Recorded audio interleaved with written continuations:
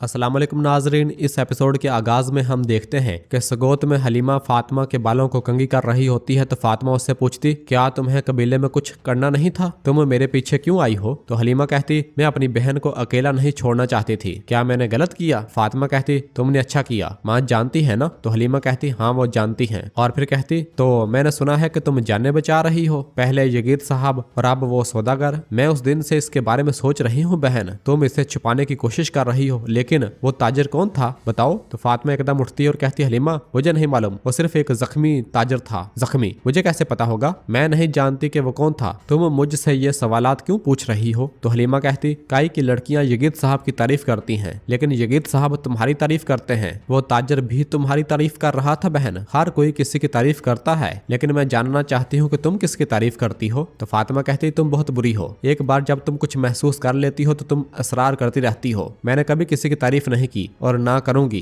और फिर हलीमा रोशनी फातिमा के चेहरे के पास करते हुए कहती, लेकिन तुम्हारा चेहरा मुझे कुछ और ही कहानी बता रहा है बहन, तुम पहले से ही शर्मा रही हो। तो फातिमा अपनी फूंक से आग बुझा देती है और कहती, बस मैं सोने लगी हूँ और तुम सुबह सवेरे कबीले वापस जाओगी, चलो शब बखैर। और बिस्तर पर लेट जाती है। और फिर हलीमा कहती, बहन माँ अब भी दुल्हे की तलाश में है। क्या तुम जानती हो अगर तुम किसी से मोहब्बत करती हो तो? इस पर फातिमा कोई जवाब नहीं देती और फिर उस मंजर को याद करती है जब फलादियोस ने उसे फूल दिया था। और फिर कहती, शब बखैर बहन। और हलीमा भी लेट जाती है। जबकि इधर काई कबीले में हम देखते हैं कि गोंजा खातून अपने खेमे में बैठी ज़ारो कतार रो रही होती है और आग जलाए उसमें जड़ी बूटियां फेंक रही होती है। इस दौरान अलाउद्दीन खेमे के अंदर दाखिल होता है और गोंजा को इस हालत में देखकर कहता, गोंजा, और उसके पास बैठ जाता है और कहता, तुम क्या कर रही हो मेरी प्यारी? तो गोंजा कहती, सालों से मैंने अपनी उम्मीद जड़ी बूटियों पर रखी है, ये खत्म हो गई है। देखो मैंने इन सब को जला दिया, मैंने अपने लिए भी कोई चीज नहीं छोड़ी अलाउद्दीन। तो अलाउद्दीन कहता, मेरी गजाली आंखों वाली बीवी, खूबसूरत चेहरे वाली बीवी, मेरी जान, बच्चा अल्लाह ताला की तरफ से एक तोहफा होता है, हमें अपने नसीब को कबूल करना चाहिए। हाँ? तो गोंजा कहती, हाँ करना चाहिए। तुम नहीं, मैं करूंगी, मैं कबूल करूंगी। तुम उस्मान साहब के बेटे हो, यह तुम्हारा फर्ज है कि तुम अपनी नस्ल जारी रखो अलाउद्दीन।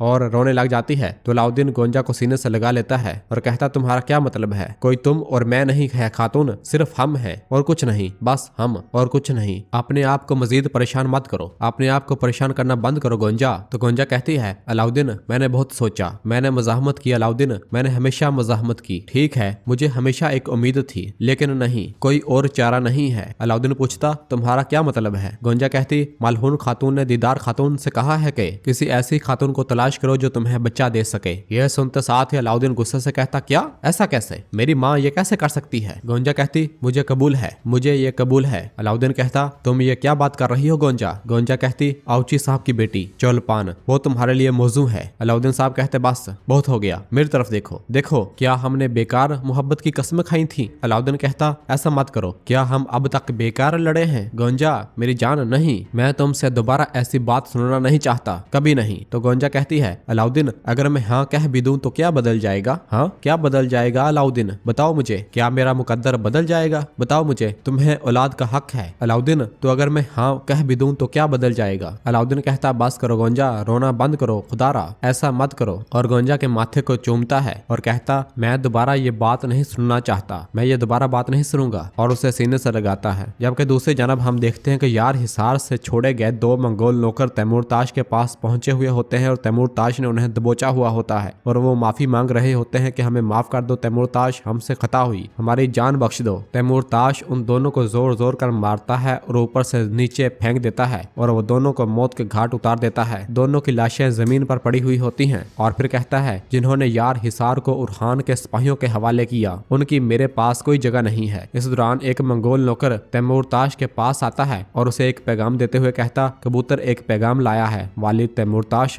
तैमूरताश उस पैगाम को खोल कर पढ़ता है और फिर कहता है, उरहान ने एक मुआहिदा पेश किया है, वो पहले यार हिसार पर हमला करता है और मेरे नौकरों को कत्ल करता है और फिर बेशर्मी से मुआहिदा पेश करता है, अपने कासद भेज दो उरहान, मैं उनसे बहुत अच्छा और बहुत खास मुआहिदा करूंगा। और फिर अगली सुबह सगोत में हम देखते हैं कि फलादियुस अपने कमरे में मौजूद होता है और अपने दिल में कहता है, मैं तुम्हारी मुकर्रर की हुई तकदीर को बदल दूंगा, मैं तुम्हारी बदौलत अपना सबसे बड़ा दुश्मन मार डालूंगा फातिमा। और फिर बाहर से फातिमा इजाजत लेकर कमरे के अंदर दाखिल होती है और फलादियुस के पास आती है, पूछती है, खैर तो है, किस बात पर मुस्कुरा रहे हो? फलादियुस कहता, मैं इस फरिश्ते को देख रहा हूँ जिसने मेरी जान बचाई, मैं मुस्कुराऊं ना तो क्या करूं? फातिमा कहती, तुम बढ़ा चढ़ा कर कह रहे हो, तुम्हारा जख्म इतना भी खतरनाक नहीं था। फिलादियोस कहता, मैं तो एक ताजिर हूँ, मेरे लिए तो वो जख्म भी बहुत था। फातिमा कहती, तुम बहुत नाजुक हो। फिलादियोस कहता, तुम वैसी नहीं जैसी दूसरी औरतें होती हैं। औरतें नाजुक और कमजोर होती हैं, मगर तुम्हें तो कुव्वत बख्शी गई है। फातिमा कहती, तो तुम कह रहे हो कि तुम बहुत औरतों से मिल चुके हो। फिलादियोस कहता, तुम्हें मालूम ही है मैं कपड़े बेचता हूँ, बस इसलिए, कोई और वजह नहीं है।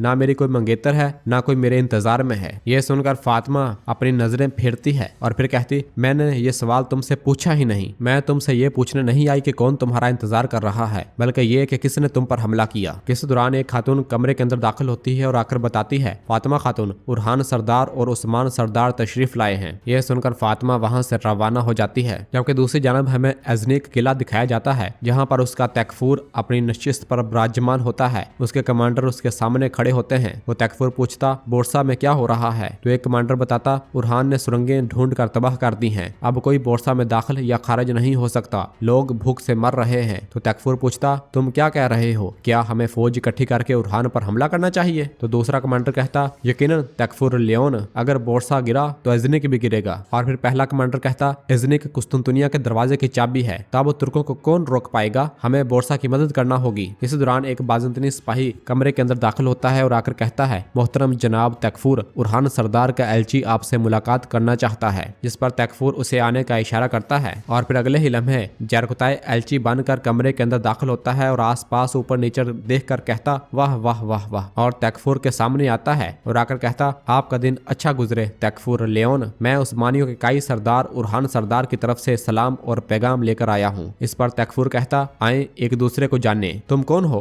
तो जरकुताय कहता, मैं एक मंगोल था जो अब तुर्क बन गया हूँ, जिसने इस्लाम में सुकून पाया और अब उरहान सरदार का एलची जरकुताय हूँ। तकफूर लियोन कहता, मिलकर खुशी हुई, मैं पूरी तवज्जो से सुन रहा हूँ। तो जरकुताय कहता, उरहान साहब यहाँ आने वाला है। तो तकफूर पूछता, क्यों? जरकुताय कहता, वो तुम्हारी भूवें आंखें और मेरा मतलब तुम्हारा खूबसूरत चेहरा जो मोहब्बत बखेरता है और तुम्हारी नब्ज का मुआयना करेगा और फैसला करेगा। इस पर तकफूर लियोन पूछता, कैसा फैसला? जरकुताय कहता, मुझे नहीं मालूम, मेरे सरदार को मालूम है, लेकिन मैं ये जानता हूँ उरहान सरदार के साथ अच्छा और मेहरबान सलूक होना चाहिए। अगर वो खुश ना हुआ तो तुम्हारे लिए ये बिल्कुल अच्छा नहीं होगा, मुझे अब जाना चाहिए। और ये कहकर वापस लौटता है और फिर पीछे मुड़कर कहता, हाँ याद आया, इसके अलावा उरहान सरदार अजनिक के मोतबर अशराफिया को भी अपने हजूर देखना चाहता है। इस पर तकफूर पूछता, इसका क्या सबब है? तो जरकुताय कहता, सबब ये तो तुम उरहान सरदार से ही जान सकते हो। और ये कहकर जरकुताय वहां से रवाना हो जाता है, जबकि तकफूर लियोन बहुत ज्यादा परेशान हो जाता है।